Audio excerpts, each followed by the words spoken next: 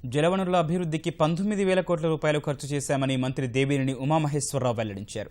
రాష్ట్రాన్ని కరువు రహితంగా తీర్చిదిద్దేందుకు కృషి చేస్తున్నట్లు రాజమహేంద్రవరంలో చెప్పారు. 2018 నాటికి పోలవరం తొలిదశ పూర్తి చేస్తామన్న ఆయన ప్రాజెక్టును అడ్డుకునేందుకు జగన్ కుట్ర చేస్తున్నారని విమర్శించారు. నల్లధనాన్ని మార్చుకునేందుకు నోట్ల రద్దు వాయిదా వేయాలని జగన్ కోరుతున్నారని దేవినేని ఆరోపించారు.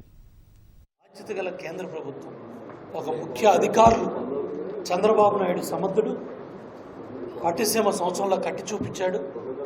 ఈ ప్రాజెక్టు జాతీయ ప్రాజెక్ట్ అని చెప్పి మనం 20 ఏళ్ళు 30 ఏళ్ళు చేస్తే లక్ష్యాలు చేరుకోలేరు, వాళ్ళు చేయగలరు కాబట్టి చేయండి అని చెప్పి జైట్లీ గారు వచ్చి చెప్పెళ్ళాడు.